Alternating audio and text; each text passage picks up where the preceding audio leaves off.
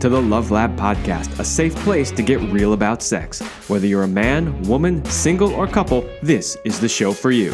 We are your hosts, Kevin Anthony and Celine Remy, and we are here to guide you to go from good to amazing in the bedroom and beyond. All right, welcome back to the Love Lab Podcast. This is episode 254, and it is titled, Are Modern Relationships Working, and What Can We Learn from the Past, with Emilia Nagy. So Emilia and I spoke quite a while back, and she actually had me on her summit that she was doing. And we just connected on so many levels when we really got talking shop about, masculinity and femininity and all that stuff, that I really wanted to have her on the show. So we conspired to create this episode quite a while ago, but between her travels and my travels and life, we just had to keep pushing it off. So I am really excited to finally have this conversation, because just from the talks that we've had personally, either on your summit or just in our pre-interview calls, I know that there are so many just valuable pieces of gold that are going to show up in this conversation that people really need to hear. So we're going to be talking about modern relationships today. Are they working? Are they not working? What could people do better? Where are people going wrong? And what can we learn from the past, the way that we used to do relationships? Is there valuable stuff there that we could be bringing with us in today's relationships? So it's going to be a fascinating conversation. I'm excited to really have that conversation. But before we do, quick word from our sponsor. Do you want to join the secret club of men who are great in bed? Then check out Power and Mastery. It is the most complete sexual mastery training for men. Whether you want to have harder erections last longer or increase your sexual skills, there is something for you at powerandmastery.com. Longtime listeners know that those are the men's sexual mastery courses that Celine and I created, and we get amazing feedback. It really shifts people's lives. I mean, really changes their lives. So go check that out at powerandmastery.com. Okay, so my guest today is Emilia Nagy. She is a dating, relationship, and marriage mentor to feminine leaders who want to live in ecstatic divine union with their masculine counterpart. Her gifts and training as a medium and Reiki healer allow her to see deep into the soul layers of who you are and work with you in a playful and compassionate way to move you through your next or first miracle.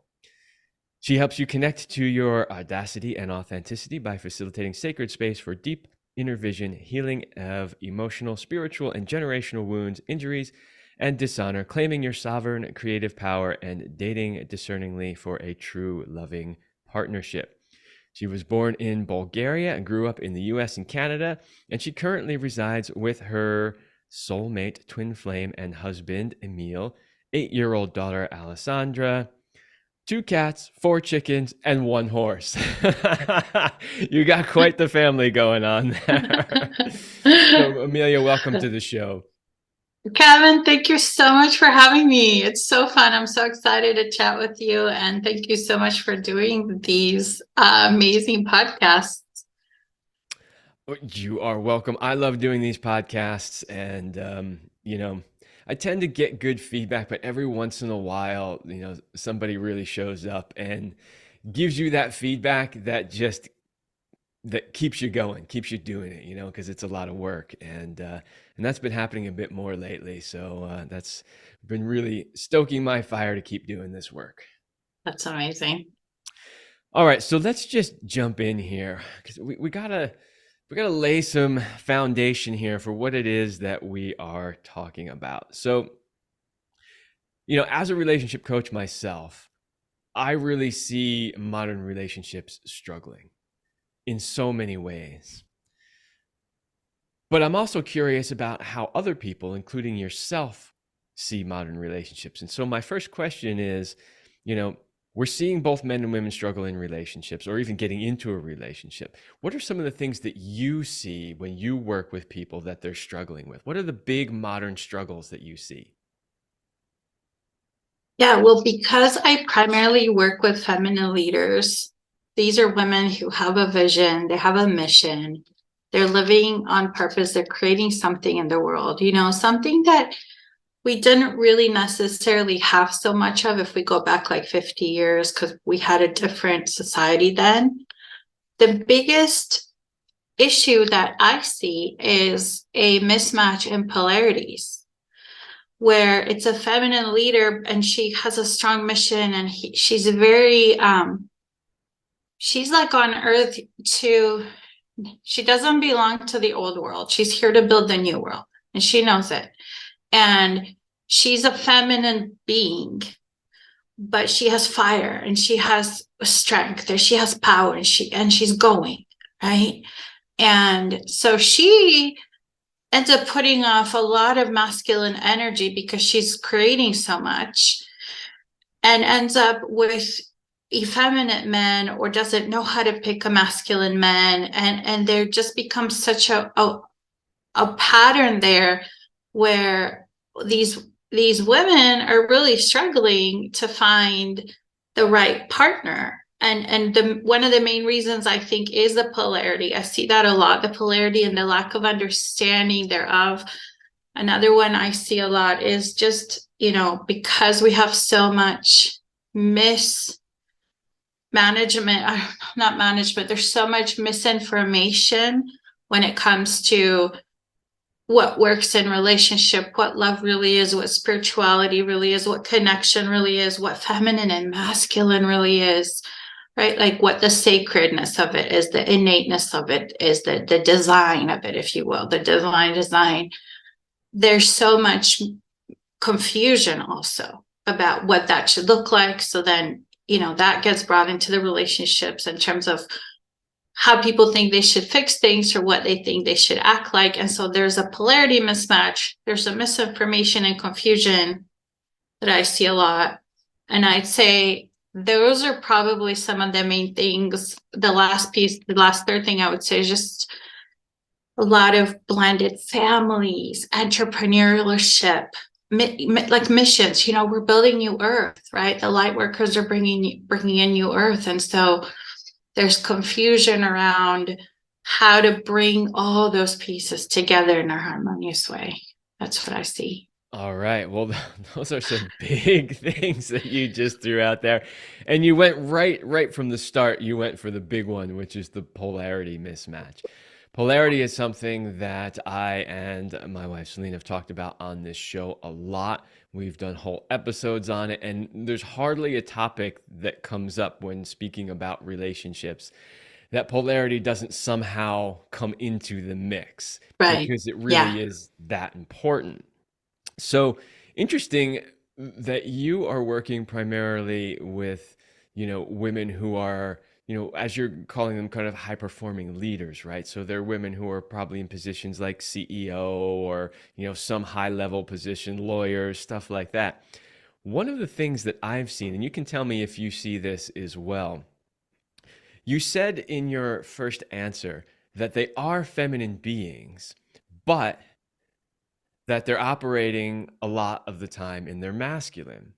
So, one of the things that I see is that it's not, and this is where people get confused with polarity teachings, by the way. This is a big problem that people have with polarity teachings, is when you start to talk about it, they will say, well, what's wrong with a woman being in her masculine, right? We've all got masculine and feminine energies in us. What's wrong with that, right? And they tend to think that we're saying that a woman can't operate in that space, which is not at all what we're saying when we're talking about these polarities. So what I see, and you can tell me what you think about this, it's not so much that they're operating from their masculine. It's that they don't know how to switch back and forth from masculine to feminine in the appropriate situations. So when she's in the boardroom and she's being CEO and she's totally in her masculine, great. But then she goes home and she goes to go out on a date and she shows up as the masculine CEO on the date, and that's a problem. Do you see a similar thing? Yes. Yes. Yes. And there's the issue of switching back and forth, and then that kind of draws in with it, I think, the second piece, which is the miscommunication and misunderstanding about what that means. Like I have women tell me, well, he should take charge, like they're listening to polarity teachings and they're listening to, well, the feminist should submit. Well, I'm just like, I'm waiting for him to take charge. I'm submitting. I thought I'm doing what I'm supposed to do. And it's like, yes, and healthy masculine men don't control. There's there's such a big difference between we're partnering, we're co-creating, and we're moving together, and healthy masculine men are responding to the feminine because they lead. You guys always lead with us in mind. You don't want to lead us where we don't want to go. You don't want to lead us into, without information from us, right? And so, Yes. so in addition, yes, to the energy, then the next complication comes in there with like, well, I thought it meant this, and I thought it meant that, and I thought I was doing what I was supposed to do. And it's like, yes, and no, it's not about you either submitting or leading. It's about the dance of moving back and forth, and the energy flowing from the masculine to the feminine, being received and being reciprocated and back again, right? Like these ancient teachings that I think indigenous societies know about. I think these things were just part of the culture and who we were as human beings. I know Native American ceremonies separate the men and women, and a lot of the ceremonies I took part of because of the spiritual essences, right? And so yeah, there's definitely that piece of not knowing when to switch and not knowing how to keep the energy flowing, and then like the misinformation on top of that coming in and making a big mess out of the situation on top of that. Yeah, big mess indeed. One thing I want to point out about what you were sharing is, yeah, I agree that some of these women do say that, well, I'm waiting for him to step up. But given the current climate, a lot of men are outright afraid to step up for fear of being accused of being toxic masculinity, right? Oh, And yeah. and when you have a woman who is really strong and is in her masculine, and she's not creating the space to allow Space. him to step in there, so now there's no space for him to step up and fill that, with the fear of, well, if I force my way into that space that isn't there, somehow now I'm going to be considered toxic masculine. Exactly. When there's no invitation from the feminine, when she doesn't know how to do that, when she occupies the full space and there's no empty space and no receptivity from her, right? Yeah, that's again, men are not going to, healthy men are not going to force us. So if we're not open and we're not available and we're not creating an invitation and an opening, I mean, healthy men, I think they usually just exit that situation because they just feel like, there's no room for me here. There's no space for me energetically. There's no space for a masculine man here. Yes, yes. And I really hope people heard that little segment that we both just contributed to, because I think it's really important, and two, I think it's really misunderstood. Yeah. It's really, like you said, there's so much miscommunication that's happening in that area, with one not realizing that she's not creating space, and another not wanting to force it, and then neither of them communicating about it, and then nothing Right. happens. Exactly. And so that's why I think for women, it's really important to understand that, yeah, there is a blind spot. There is a blind spot because of our culture, because of our upbringing. And it's, in some ways, it's not even really their fault because they live in this culture. This is the environment. This is the outward sort of narration that's happening, right? And a lot of women blame themselves, that things don't work out. They think something's wrong with them, and then they start going into the other sort of mass media propaganda spiral, which is, you're not good enough, you're not worthy, go by this, go by this, go by this, go by this, right? All these things, all these messages that work to keep us out of our power, to keep us out of our creative sovereign identity, so that we feel out of control of our lives and unable to create what we desire, what we want, how we want to experience life. Like, so we definitely have to, I think, take that into consideration, because it happens to the best of us. Okay, I think I made a mistake with this episode, and I'll tell you how. So if when I do episodes on my own, I have sound effects, but I don't generally set up my sound effects board when I do interviews, because generally I want to keep more space for my guest to speak and not interrupt with silly sound effects that I find entertaining and other people maybe don't. However, you just dropped, I have a sound effect that is the truth bomb. Anytime somebody says something that is like just a big truth, especially one that isn't talked about, I drop a truth bomb. And I don't have my truth bomb handy today, but you said the silent part out loud about the agenda to take away your sovereignty and your creativity and all of that. And that really is a huge part of what's happening. And that leads me into the next question that I wanted to ask you, which is, there are a lot of narratives out there that the mainstream is giving us about how women are supposed to be in relationship, how men are supposed to be in relationship, what relationships are supposed to look like.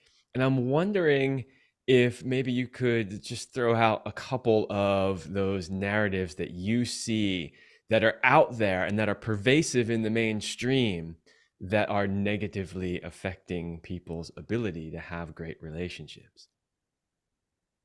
No, I mean, I think I speak primarily, I know there's a lot of messages for men, but I mean, the most obvious ones are like, women are gold diggers, right? All men want is sex.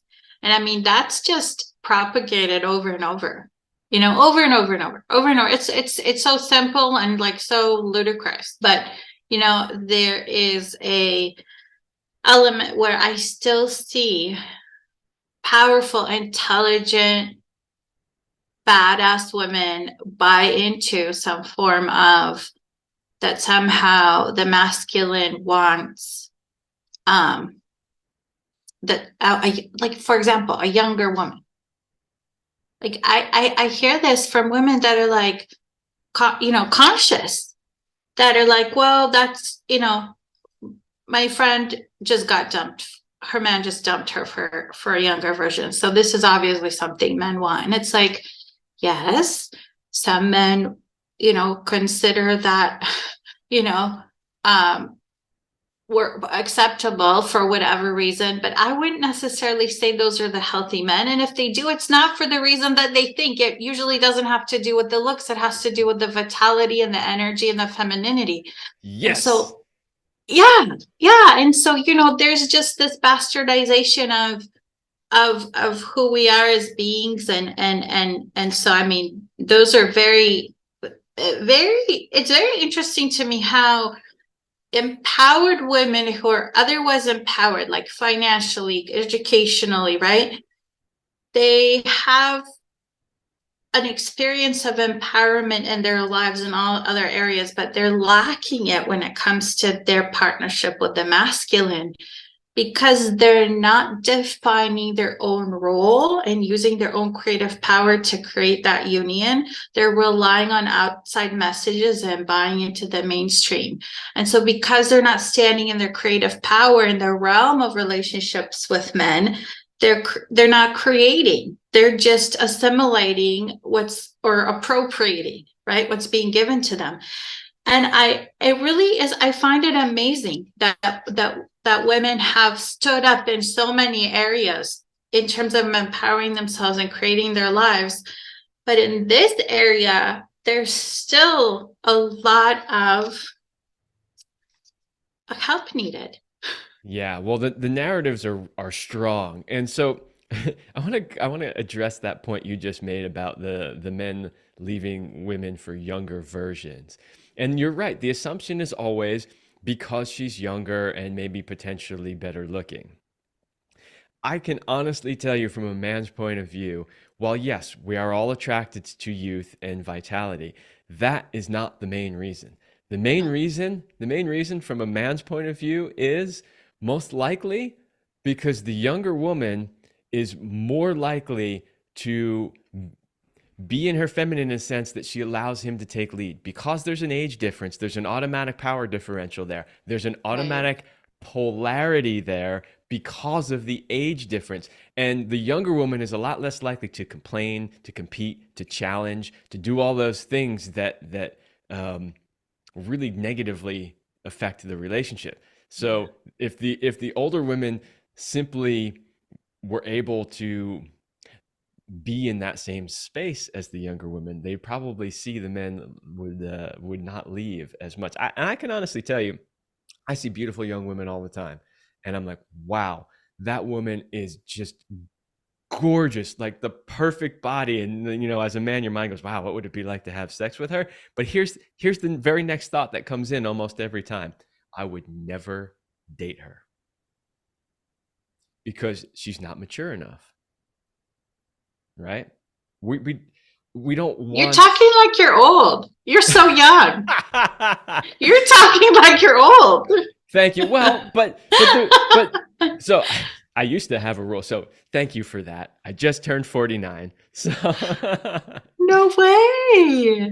Wow. Um, Whoa, no way. and in my 40s, I had a rule. Well, I'm still in my 40s, but in my earlier 40s, I had a rule that I wouldn't date anybody under 30 because I felt like none of the women that were younger than that had the level of maturity that I needed to be in a relationship.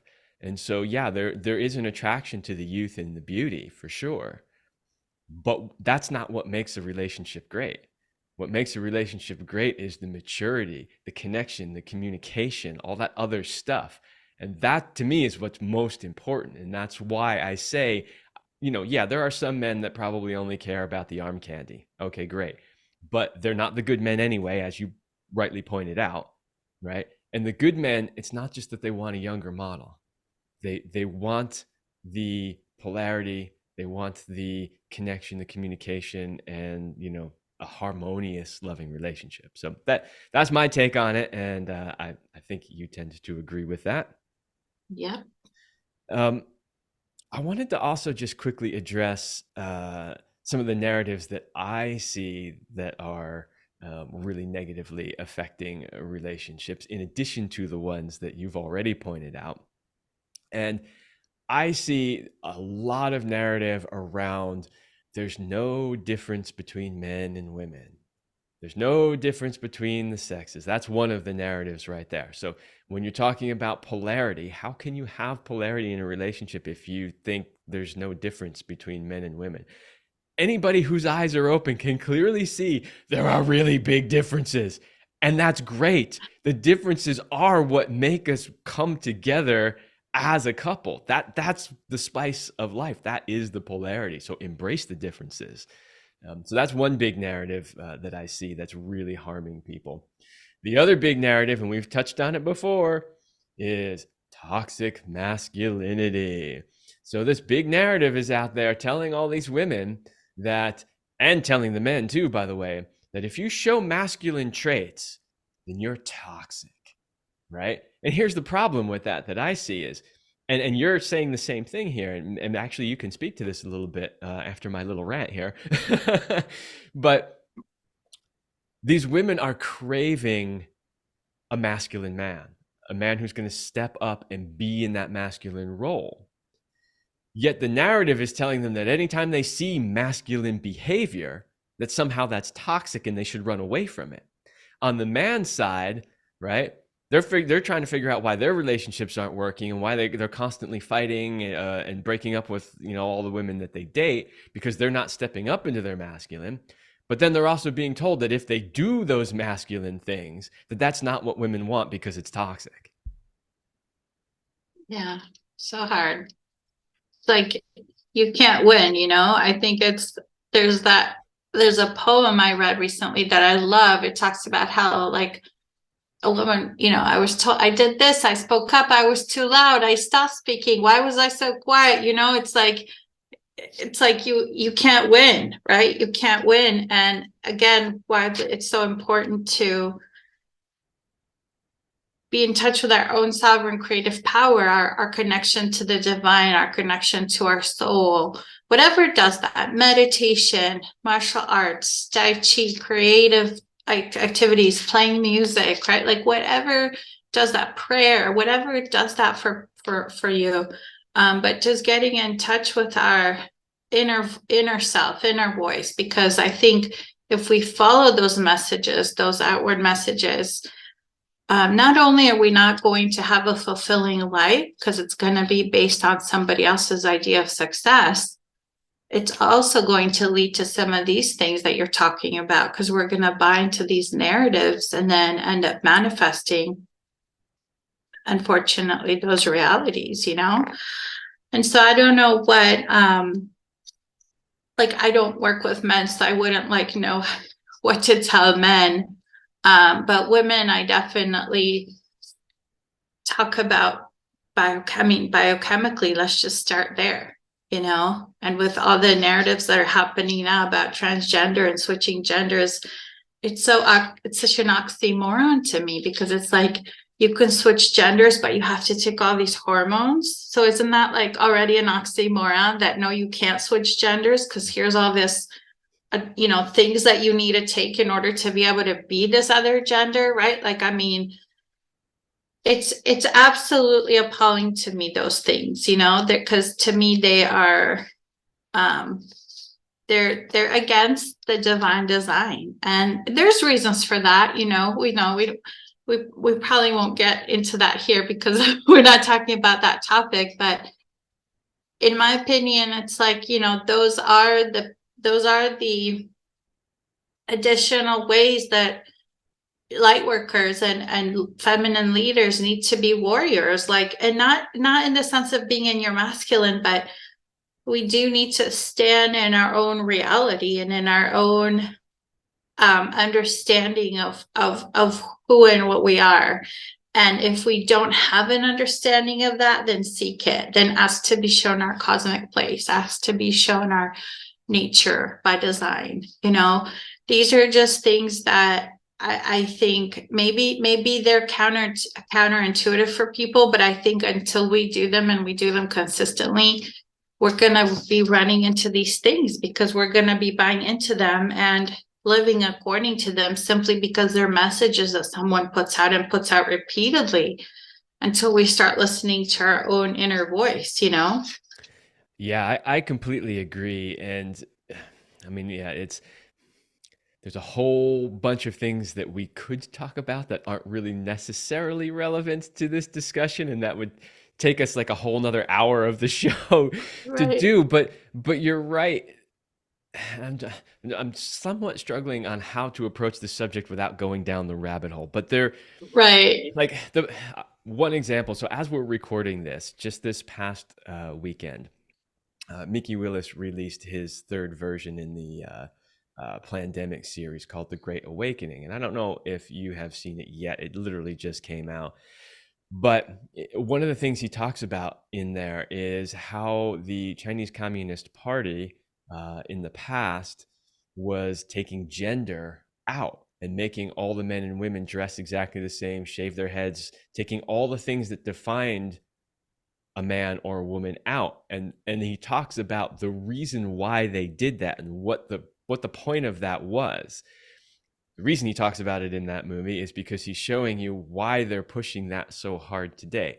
I don't want to go down that rabbit hole. I stay away in this particular show from most geopolitical things, but understand that there is a reason behind it. It's not just happening organically. And the second point I want to make, and I think you'll probably agree with this also, is there are people in this world that believe that man is more powerful than God. Whatever version of God you think exists, whatever your version is, some people it's just spirit, it's universe, other people it's Jesus, other people it's, whatever version you think exists out there. There are a lot of people who believe that we can do better as humans. I think it's insane. Where have we ever as humans demonstrated that we can do better? Never that I've ever seen. But this idea that nature, what happens in nature, we can somehow re-engineer it to be better than it was engineered. And every time I've ever seen that done throughout history, it's been a disaster for humans. And so we see that here with men, women in relationships. We're rewriting the natural order of masculine and feminine relationships, and what we're witnessing in our society is yet again another disaster. Yeah. And it's so painful, it's so painful, and it's such a stripping of our divinity. As this how I see it, and to me it's very obvious, the agenda, and it's very obvious to me now that I'm in at this point in my life where I am in a sacred union, and I'm in the incredible kingdom of that, right? Like the power of that, the synergy that happens, and the empowerment that happens, and the sovereignty, and like these, like, we have like a castle wall now against the establishment, if you will. Like they can't break through with their messages because we have each other, and I think sovereign unions, those sacred unions, they're under attack, and that's why polarity is under attack. That's why the feminine and the masculine is under attack, because when that energy combines, because of their complements, when those complements combine and the energy is flowing between the two partners the way that it was designed to flow, there's a synergy. It's not just a symbiosis. It's not 1 + 1 is 2. It's now 1 + 1 is almost infinite, because it's abundantly divine.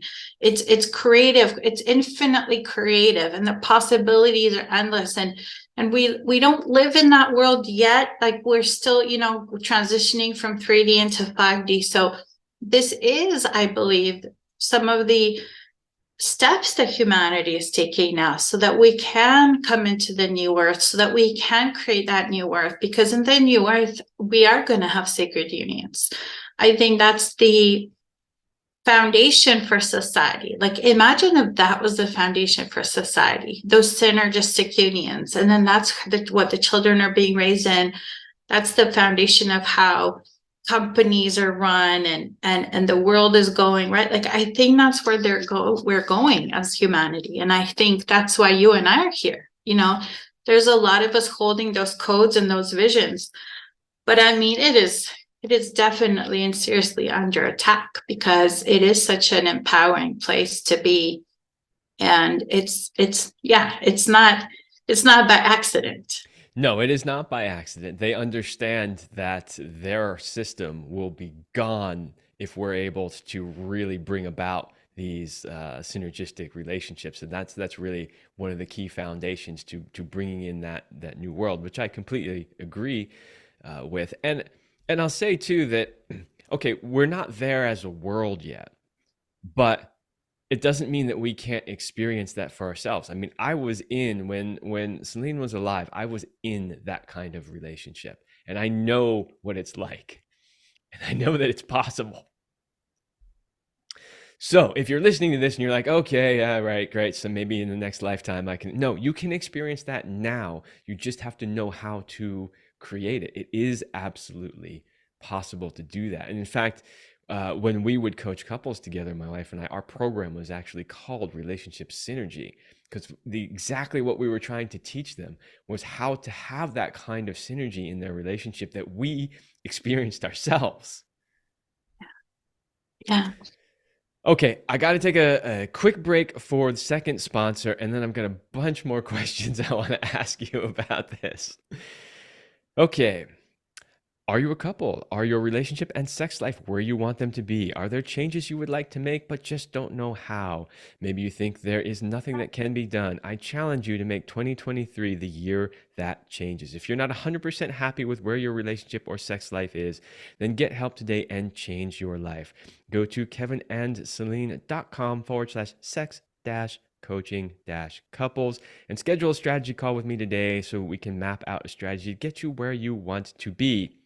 Again, that is kevinandceline.com/sex-coaching-couples. I know it's a long URL. The link is in the description. Don't worry about it. You don't even have to remember it. Okay. So let's get back to this conversation because I think it's so powerful and so important. And I want to talk, when we had our previous pre-interview call for this, one of the things that came up was the fact that we were losing the foundation of what makes a partnership a partnership. And so I'm curious, from your point of view, what is the foundation that makes a partnership a partnership? Because we're talking about sacred partnerships and all this stuff. Like what does that mean? What's the foundation that one of those is built on? I don't know what I said then, but I'll say what I think now. And the foundation, as I see it, is energy flow. Energy is flowing between the couple, and both parties are consistently nourished by the way that the energy is flowing. And I'll give a little bit more specifics, but that to me is the foundation. And what I see with my clients is that once I teach them that and I have them practicing while they're dating, when they meet their guy, they know what it is. They know how to create it, and they know when they've fallen out of it, how to get back to it, how to get back to that nourishing energy flow. In my opinion and experience, if a woman, the feminine energy partner, understands this and has consciousness of it and is able to create it, and if she steps out, bring it back in, then that's actually incredibly enough. It's enough, because healthy masculine men respond to women. The healthy masculine energy responds to the feminine. Like we talked about at the beginning, the masculine is never going to force the feminine. If he's healthy, he's not going to control her. He's not going to force her, but he does want to lead, but he wants to lead with her front and center, her needs, her feelings, her comfort, her desire, right? Her feedback. And so if she's in a place where she's sensitive to that energy flow and she's able to bring it back, then the relationship has a solid, in my opinion and experience, lifelong foundation. Because think about it. If the energy is flowing, this is a lot of times what I hear from women. Oh, well, we just don't have any attraction, or we don't have communication. We don't have a connection. All those things signify that the energy isn't flowing, right?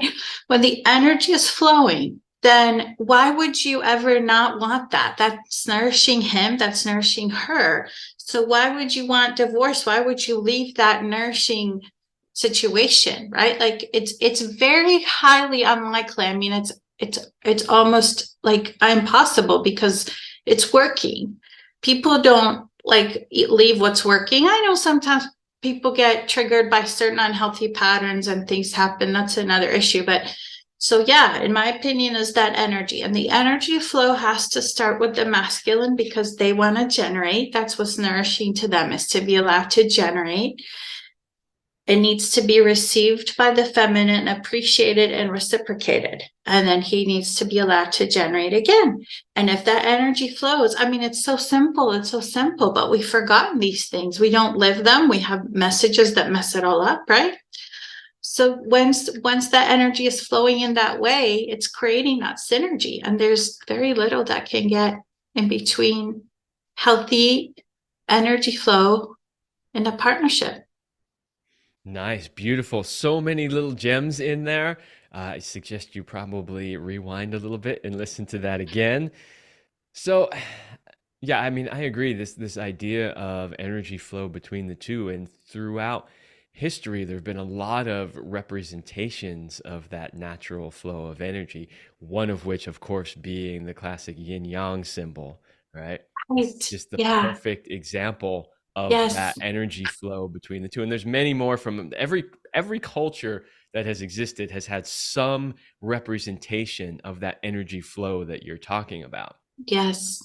And so, at the beginning of this, the title of it was Are Modern Relationships Working? And what can we learn from the past, right? Because I think today, too many people, they just want to say that everything in the past was old and just didn't work and we know better now, and we can forget all that stuff. And I just think it's really important to mention that there are some really valuable things from the past and from nature that we can take into our modern relationships. And if we really embrace that, we will see our relationships improve a lot. And the understanding that there is this energy flow between the two is one of them. So let me ask you this question. Let's say a woman realizes that that energy flow is not happening in the relationship. What can she do about it? She can ask for help, which would mean getting into her receptive energy. I think almost every time that a woman isn't participating in the flow is because she's close to being vulnerable. And that could be because of a current hurt that happened with the partner that hasn't been addressed. It could be, and it often has to do with past relationships and past traumas and past wounds that she maybe didn't heal yet because she didn't have the right tools or the right knowledge or the right understanding. And so the first thing would be for her to get vulnerable to herself and then to her partner and ask for help. And a lot of times, if she's judging him, if she's blaming him, if she is in a place where she's feeling resistance to him and his energy, that's a problem, because then the energy can't flow, right? Like, she won't receive his energy. And if she doesn't receive his energy, he'll feel rejected, which is very difficult when you're a masculine being to be giving and to feel rejected. It's very difficult, right? And so what I tell women is just get back into, what do you need? And just, for God's sake, have the courage to really ask and give your masculine man that quality, priceless information about what you need, because believe me, he wants to provide it. He wants to provide what most matters. He wants to be your hero. He wants to give you the water that you're craving. So let him.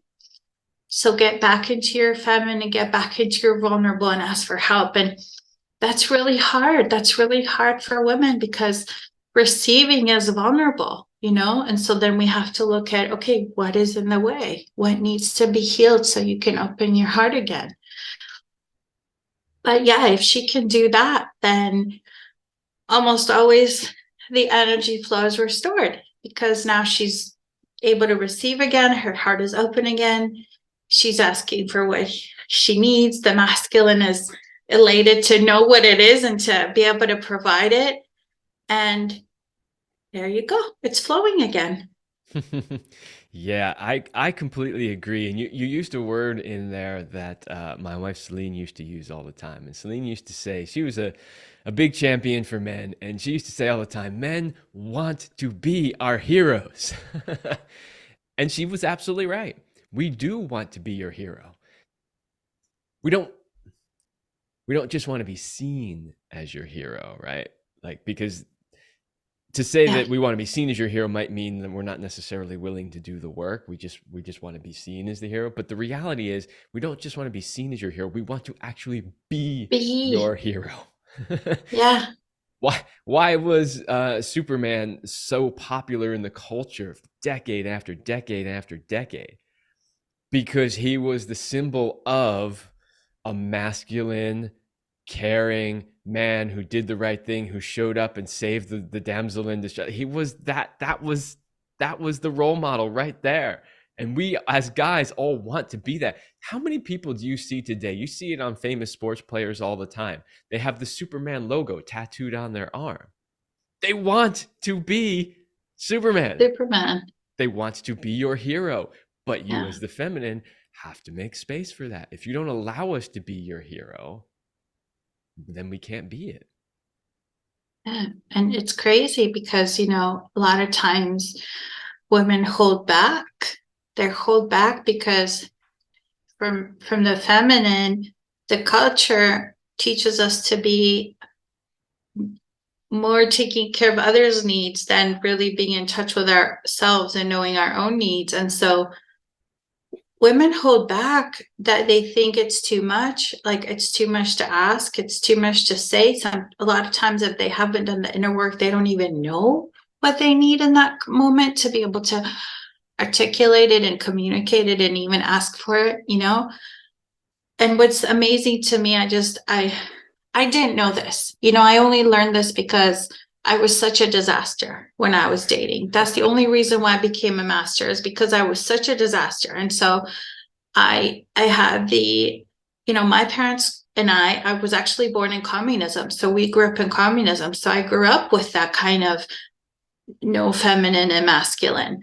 But the polarities were there because my mom was a feminine being and my dad was a masculine being. But it wasn't working. The energy wasn't working. And so I sort of was like feeling like I'm in a war zone because it wasn't working. It was so aggressive and difficult. And so that's what I started creating. So then I started looking at, okay, what is this? Like, how do I break this down and create something different?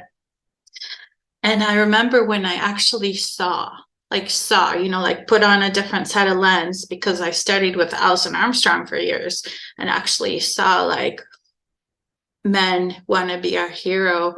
But like you said, they don't just want the title. I mean, unhealthy men will take the title without what goes with that, without the actual honor, right? But a healthy man, he wants to provide, like he sincerely wants to provide what most matters.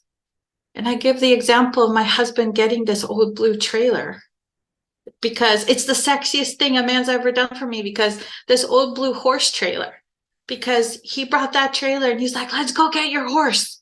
And that was my dream, to have a horse. And this old blue rickety horse trailer is like the sexiest gift any man's ever given me. And I still pass it on the way to the barn. I wrote a post about this. And so that mattered the most to me. And he saw that. And he wanted to bring it to me, nourish me with this huge gift of what mattered most. So yeah, the healthy masculine wants that. And imagine if he never knew that I wanted a horse. Then how would he provide what most mattered to me? He would never have known to go get that blue trailer that was the sexiest, most amazing gift any man's ever given me, right? Thank God I shared, right? So there's a lot of work, and I honestly work for women to do, I think. And I honestly say, like, a lot of women come and they say, well, do you work with couples? Well, can I bring my partner? And it's like, so often if the woman just does her piece, it's like the relationship adjusts, because healthy masculine men respond to the feminine. I mean, men have their wounds too, right? They need help too. They're not perfect, but I'm saying as a whole, I feel like if the feminine can initiate that energy by being receptive and in the feminine flow again and appreciating her partner, I mean, that goes a long way to restoring harmony. It sure does. And, I do work with couples, but I'm going to throw something out there, right? I started out primarily working with men, and I got into working with couples with my wife, and I'm continuing working with couples because I do enjoy working with couples. But my idea that I just had in this moment was, women, like, if you're working with Emilia and you're like, oh, I really like, how can my husband work with you? And Emilia, you're like, I don't really do couples. I'm working with you. Let's focus on you. Send your men to me, right? Because you Yes. can hear that Amelia and I are on the same page with this. Send your Yes. men to me. I'll work with your men. Amelia will work with you, and together we will bring that synergy back. That's Yes. It's a great way to Yes. do it. Okay, Yeah. I got two last questions for you as we're getting very close to the end of the show. Already? Oh my goodness, that was I fast. I know. I knew this show was going to fly by quickly.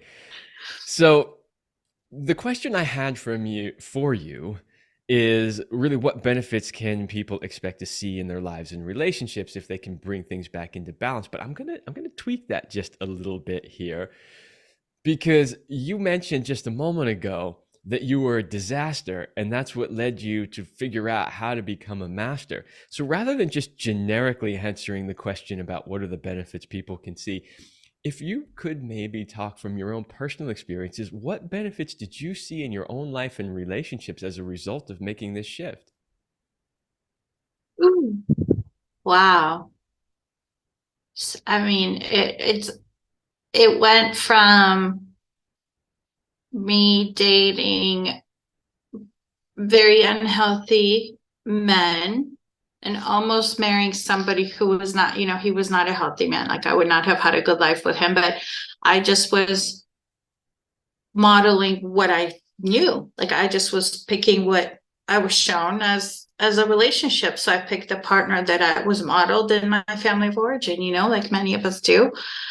But yeah, when I started doing the work, I was dating, and so I was taking like all the understanding about the masculine, learning about men, understanding men. A lot of the work started for me with Allison Armstrong, Pat Allen, and started bringing it out into my dating.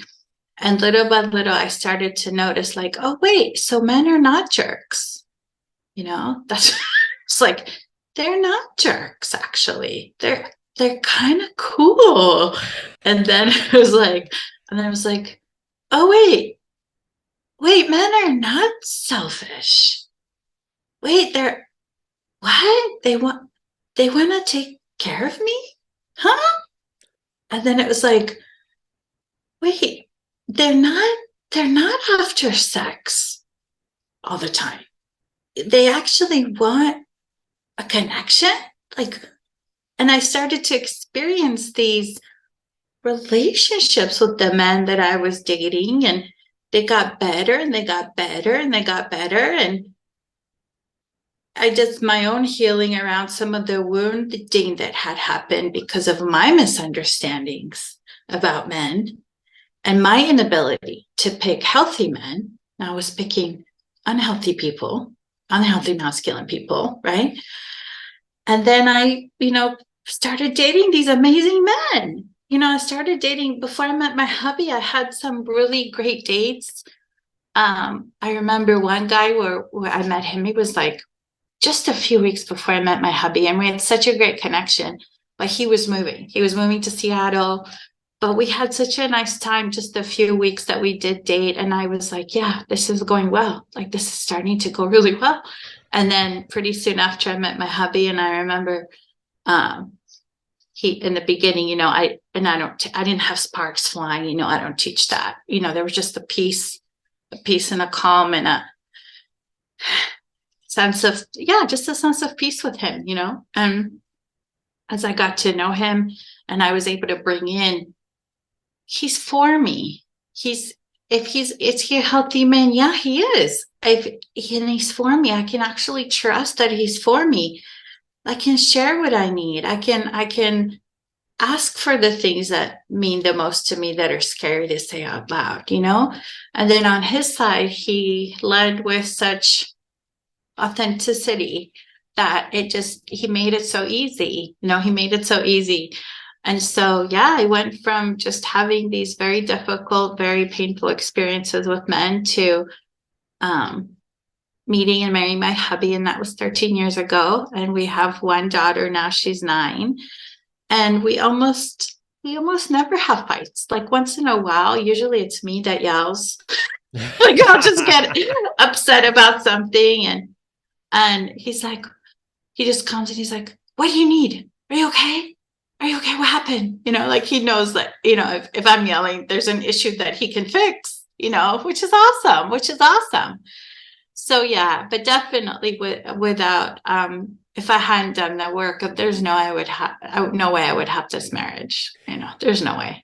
Well, there's So no better testimonial to doing the work and to the concepts and ideas that we've talked about on this show than that personal experience right there. And I can tell you, I had a similar experience on my end. I'm not going to go into my whole story with it, but the idea of when I realized what I needed to do as a man and stepped into that, how I saw my relationships shift dramatically as well. So, and you mentioned a couple times throughout the show Alison Armstrong's work, and my wife was a huge fan of Alison Armstrong as well. We actually had Alison on the show. We were super excited to have her on the show because we love her work She's also. amazing. Yeah. So yeah, I mean, this stuff it's real and it works. Speaking of which, if somebody listening to this is like, okay, I'm in, how do I do this? Where can they find more from you, Emilia? Well, if you're a man, go to Kevin, because I'm not an expert in working with men. But if you're a woman, you can find me at Emilia Nagy, Nagy, emilianagy.com. And I have a blog, I have a contact me form.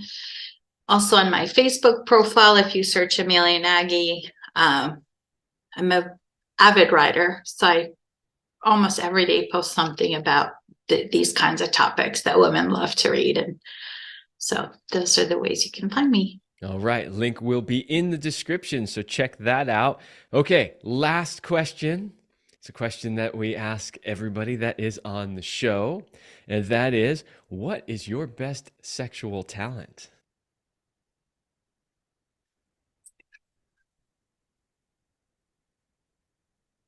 I think it's being wild.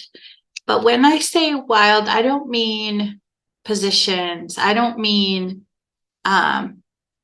toys. I don't mean appendages. I mean organic, raw, real, natural, the way that I was made as a woman. And all that's all I need, you know. And I think I have that gift and that blessing to be able to do that. And so, you know, with that there, we can enjoy that sacred sexuality that we can create as human beings. And it's been awesome in my marriage because with my hubby grew up in a really religious upbringing. So he had what I see a lot of people carry, like a lot of guilt and a lot of like shame and heaviness around sexuality. And so I just remember praying like, God, I just give me what I need to be the right wife for him, you know, and not just sexually, but in every way, but sexually too. And God was like, no, you are, because, you know, because I didn't have that upbringing.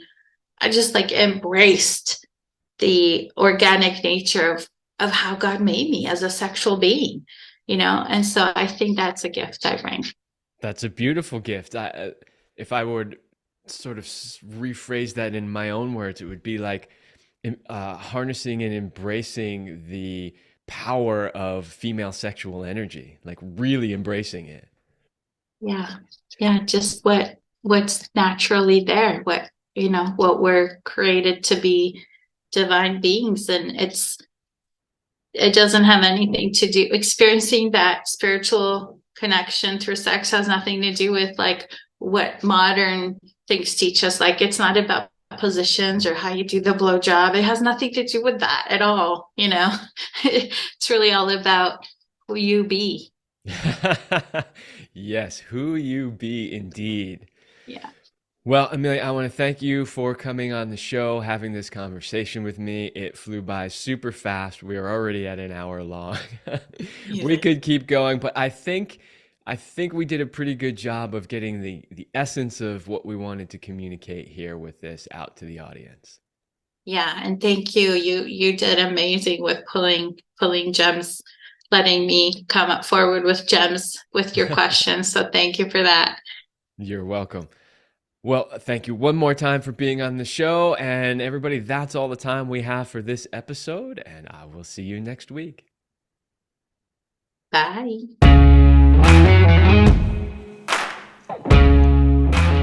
We hope you like this episode of the Love Lab podcast. If you enjoy this show, subscribe, leave us a review, and share it with your friends. And for more free, exclusive content, join us in the Passion Vault at CelineRemy.com/vault. That's CelineRemy.com/vault. Thanks for listening. And remember, you're amazing.